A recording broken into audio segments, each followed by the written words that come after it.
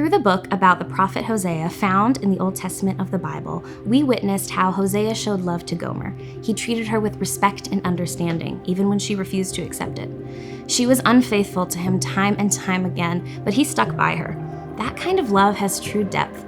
Hosea chose to reflect God's unconditional love and showed Gomer what a relationship with God could look like.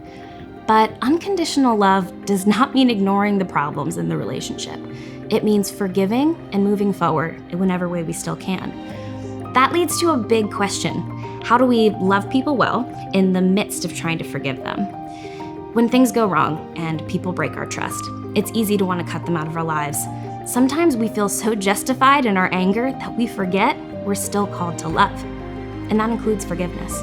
Author Lewis Smedes writes about how to process forgiveness while still keeping a relationship moving forward. He said, "Forgiving does not erase the bitter past. A healed memory is not a deleted memory. Instead, forgiving what we cannot forget creates a new way to remember.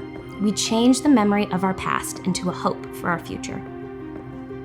When I was in high school, we had a guest speaker come in to talk to us about the dangers of drunk driving.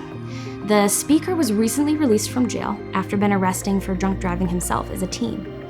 In fact, he had been convicted of involuntary manslaughter because his best friend, who was in the passenger seat, had died in the accident. There was a lot about that story that was heartbreaking, but something in particular really stood out to me. The person who drove him to the speaking engagement was his best friend's mom. I got the opportunity to talk to them after the seminar, and she said that although it took many years, she decided to start visiting him in prison. When I asked her why, she said she realized that although he would never again be her son's plucky best friend from school, there was still a relationship there to be had. She didn't know what kind of relationship, but she was willing to find out. After years of visits and conversations, she was able to forgive the boy who killed her son and now considers him a bonus son. She saw that with her forgiveness and love, he might be able to make a difference for others. So she chose to find hope in the damage. Choosing to love someone unconditionally doesn't mean we can't be shocked or angered by their actions. It doesn't mean we tolerate their actions.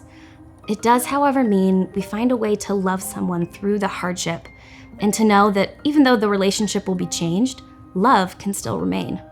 And that's what God does for us. He chooses to love us through all the damage and heartbreak he sees in us. And that's what he's calling us to do in our own lives.